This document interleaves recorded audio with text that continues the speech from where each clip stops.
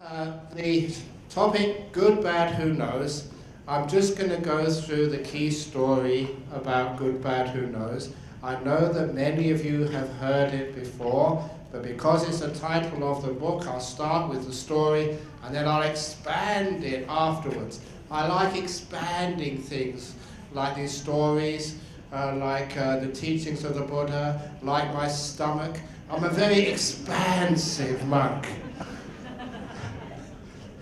Some people call me fat. I'm not fat.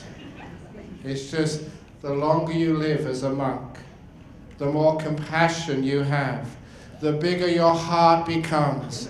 And it's not that I'm fat, it's my big, wide, expansive heart pushes out my belly.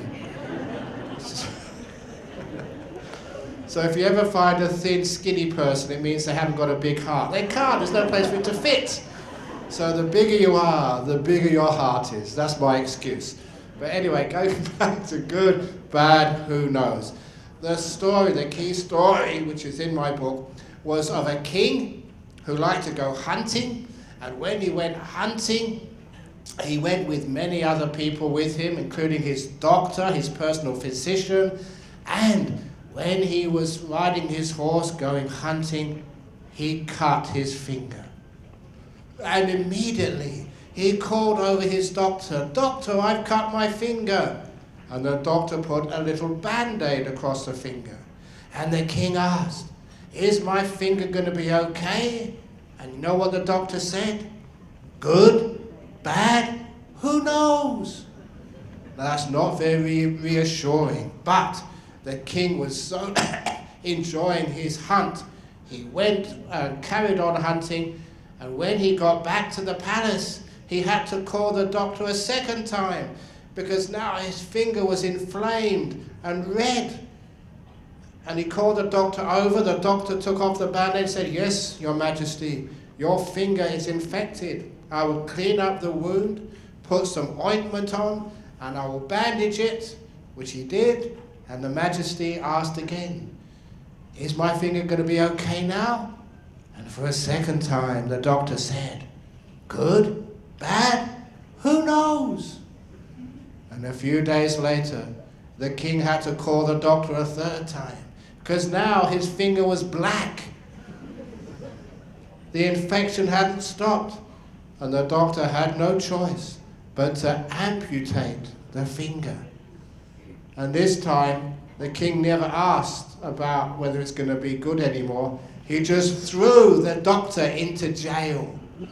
And unfortunately, they didn't have Angulimala Society to help him. He was in jail and that was it. And the king was so angry, he locked the door of the jail himself and said, "You stupid doctor, you can't even cure my finger. You can rot in prison. And what do you think about that?" And when the doctor said, "What do I think about being in jail, Your Majesty? Good? Bad? Who knows?" So when you do go and visiting prisoners, please remember to tell the manager, being in jail, is that good? Is that bad? Who knows?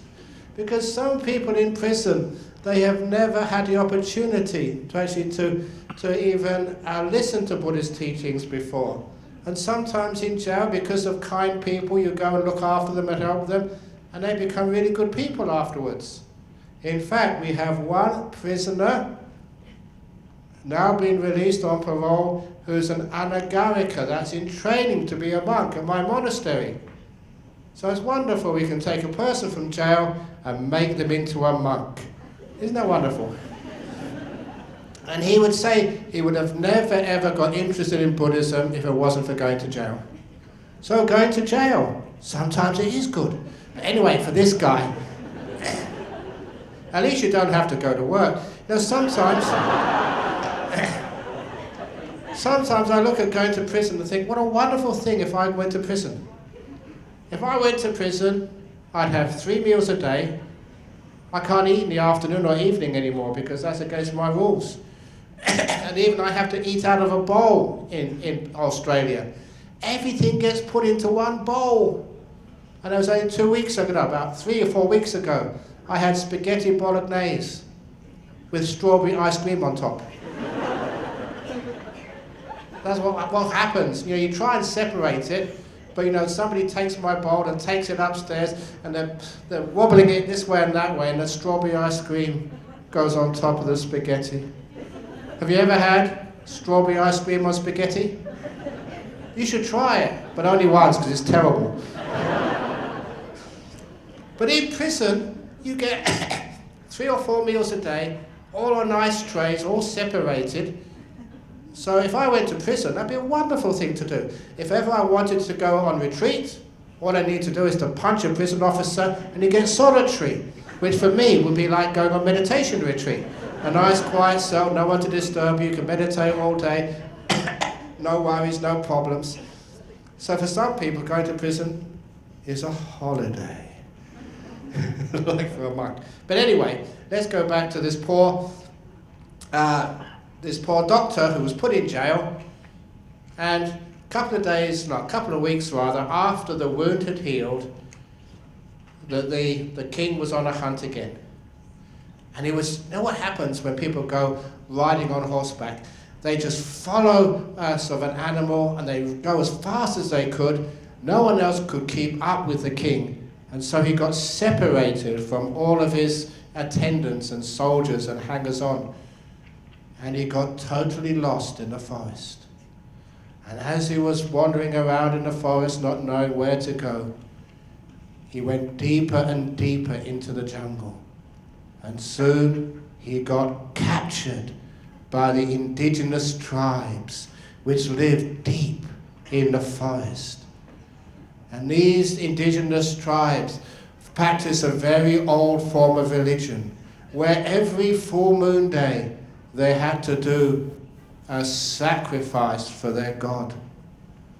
They usually sacrificed animals, but now they had a human sacrifice. Not an ordinary human sacrifice. They were going to sacrifice a king for their god. And they thought, wow, this is really good luck. If we give such a high person as a sacrifice to our God, we must get very, very good luck afterwards. And so they tied the king to a tree. And their priest started to get out and start the ceremony by dancing, gyrating their hips. See, I can gyrate my hips. Auntie, where are you looking? And they started doing their chant, getting louder and louder as the drum started beating louder and louder until they got to the crescendo where the priest took out the ceremonial knife and was about to cut the king's throat when somebody said, "Stop! Stop! That man is not perfect. He's missing a finger. We cannot offer an imperfect gift to our God. That would be bad luck. Just like it's bad luck if you offer imperfect food to your monks." I hope. So it's true, isn't it? If it's someone you respect a lot, whether it's an orange or a banana, you want to get the very, very best to make sure it's good luck. If it's to your parents, you don't give them leftovers. You don't go to the market after hours. What have you got left which you can't sell and get it cheap to give to your mum and dad? You like to get the very, very best. So when they saw that the king was missing a finger, that he was imperfect, they had no choice but to let him go, to set him free. And so as the king walked back to the palace, he realized losing a finger had actually saved his life. And he realized that doctor was right. He thought losing a finger was very bad, but it actually was good. It saved his life. So as soon as he found his way back to the palace, he went straight to the dungeons and released the doctor, saying, "I'm sorry, I didn't realize how wise you were. I thought losing a finger would always be bad, but it actually was the cause for saving my life. Thank you so much, doctor. But I must apologize for putting you in jail. That was a bad thing I did." And the doctor said, What do you mean, a bad thing? It was a good thing you put me in jail. You know why? If you had not put me in the dungeon, I would have been with you on that hunt. And I've got 10 fingers. Now that was a story, and it really shows you that when what we think is unfortunate events happen in our life, sometimes we don't know whether that's good or bad. Sometimes it turns out to be very good. Like Angie knows that when I was about 19, I fell in love. I fell in love with this beautiful young girl, and after about 6 months, she dumped me. Thank you so much for dumping me. At the time I thought that was bad, but if she hadn't dumped me, I'd probably be married now with 3 or 4 kids, working really, actually I work very hard anyway. But I wouldn't be a monk. So thank you, her name was Penny, wherever you are in this world, thank you so much for dumping me. Otherwise I would never become a happy monk. So sometimes, remember that, if your boyfriend dumps you, if your girlfriend goes off with somebody else, oh thank you so much. Now I can become a monk, I can become a nun, I can live a happy life. Oh thank you so much. Now there's many stories, that's just a personal story. There's many stories which are far more important than that. There's a couple of stories which people have told me. The first one was a fantastic story. This fellow came to see me in Australia and said that one day he had finished doing business. He was an Australian man. He was doing business in Mumbai, in India. I think it was still called Bombay then. And after finishing his business, he arranged for a taxi from the hotel to take him to the airport to catch his flight to another country. And you'd expect that people who drive taxis, at least they know the way to the airport, but after getting in the taxi in plenty of time, the taxi driver got lost. Got so lost, was wandering around the roads of Bombay, not knowing where to go. The minutes were going by, even an hour or two went by, and they were still not closer to the airport, and this poor businessman started getting very worried he may miss his flight. And in fact, it was so close to departure time, he thought the only way he could catch his flight was if the flight was delayed, which happened a lot in India in those days. But as he actually got close to the airport, he realized he was too late because he saw his plane, you could see on the tail, it was his aircraft, take off. And he swore at the taxi driver. He cursed the taxi driver. He was so angry at the taxi driver for being so stupid. He didn't even know the way to the airport. But as he was shouting and cursing with anger at the taxi driver, he saw the plane crash to the ground with all people killed in that air crash. He saw it fall from the sky and explode. And he looked at that taxi driver. Thank you, taxi driver. I love you, taxi driver. Have a couple of $100. You saved my life because you got lost. I remember him telling me that, and he told me that that story changed his life. Before, he would always think that when things don't go according to plan, it's always bad. And when somebody's late, when he misses a plane, or misses an appointment, or something goes wrong, instead of getting angry and upset, he always remembers the time when being late saved his life. And so he doesn't get angry anymore. Why do you get angry and upset? Somebody lets you down. They don't turn up. They don't ring. They don't give you the job you wanted. Whatever it is, why do you get angry? You don't know what might have happened if that girl had have gone out with you instead of saying, no, you're ugly. You don't know what might have happened. So because of that, When anything which you don't like, which is disappointing, which is not what you expected happens, always remember that. Good, bad, who knows how it's going to turn out. If you remember that, you don't get upset or angry anymore. You don't know what might have happened if, things had turned out differently. And the other story is one of my disciples over in Jakarta. He's not here now, but when I told him that story first of all, he came up to me and said, that is so true.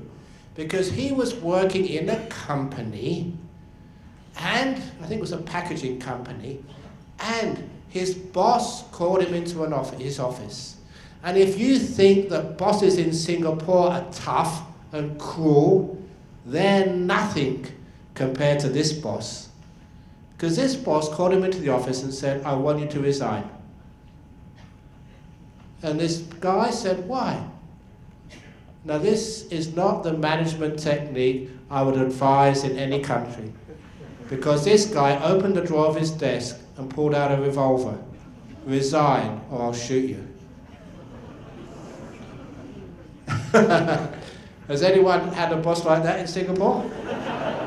So remember, if you've got a boss who just shouts at you, they're soft, they're namby-pambies compared to the bosses in Jakarta. So he had no choice. He had to sign a letter of resignation, literally at the point of a loaded gun. He had a wife and 2 young children. And he thought, how on earth am I going to get a job now? He said, I've got a property, large bank loans, I'm in big trouble. But what he did, after recovering from the shock, he said, well, I still have contacts, which I've made working for this guy.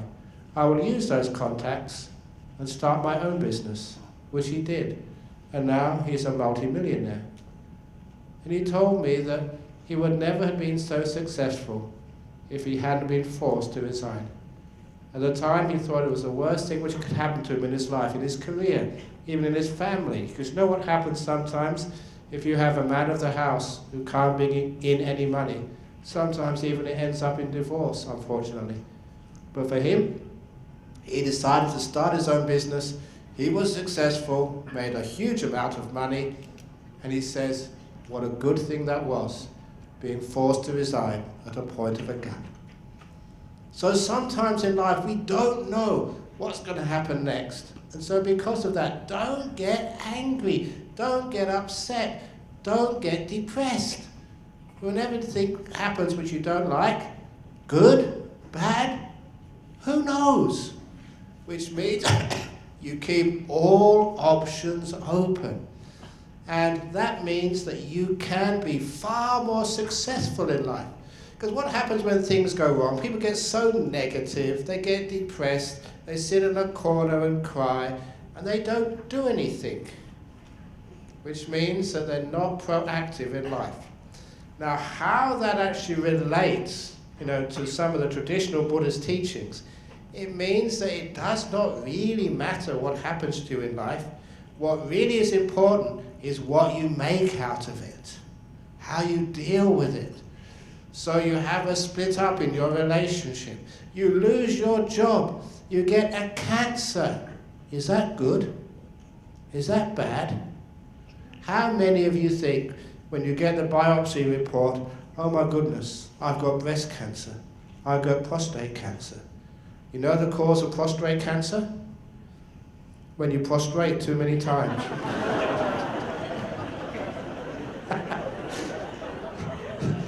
Oh, come on, have a joke every now and again. So no, real prostate cancer is a big, is it big trouble? Is it? Or is it good? Who knows exactly? Because sometimes it's what they call a kick up the bum. It starts to make you realize what's important in life. Sometimes we go through life, we just expect that we'll be healthy and happy, that we'll have our spouse and our kids and our monk around all the time, which means you don't appreciate the people you love and care for. And you get an experience like a cancer, and that really changes your attitude towards life. It means that priorities in life change. Sometimes the priorities in life is just making money, being successful in life, climbing up the corporate ladder or the monastic ladder if you want. But that is not what life is all about. Life is not getting a monastery and paying it off. It's how you get it.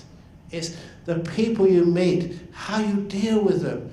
Just the journey rather than a destination. And sometimes we just think of destinations, where we want to be in the future, which means we're not enjoying where we are right now. And sometimes we need to kick up the bums of something like a cancer, or a separation, or the death of a loved one, to remind us what's really important. And sometimes, it's painful, but it's good. So when any of these things happen to you in life, they are always our teachers. You don't learn much from success. You don't learn much, when you're having a happy time. You don't learn much when life goes along so easily and so beautifully. But you really learn when you have a difficult moment. I learned most at school from the teachers I didn't like. The ones who forced me. Those are the ones I learned from. Like Ajahn, sometimes I didn't like him at all. Sometimes he would talk for hours and hours and hours, and I wanted to go to the toilet, and you weren't allowed to. You had to sit there. So nowadays, I can sit down there, and people ask me to sign books and smile for photographs, even though, I want to go to the toilet, I want to go. And I can do it now. Thank you, Ajahn, for teaching me how to restrain and endure. But at the time, you thought that was stupid, you thought that was cruel, but sometimes afterwards you realize, thank you for teaching me so much. So the difficult moments in life are all opportunities to learn. So, for example, your computer crashes and it doesn't work, and you lost your iPhone, that you can't get onto your tablet, there is no internet, and what happens? Do you say, oh, that's terrible, that's bad? No, it's wonderful. At last, you can have some peace in your life. If you think people in Changi are in prison, they are not in prison. You are imprisoned by your smartphone. How many times you have to look at it? You don't own your smartphone. The smartphone owns you. So look, now be honest, you're not that important.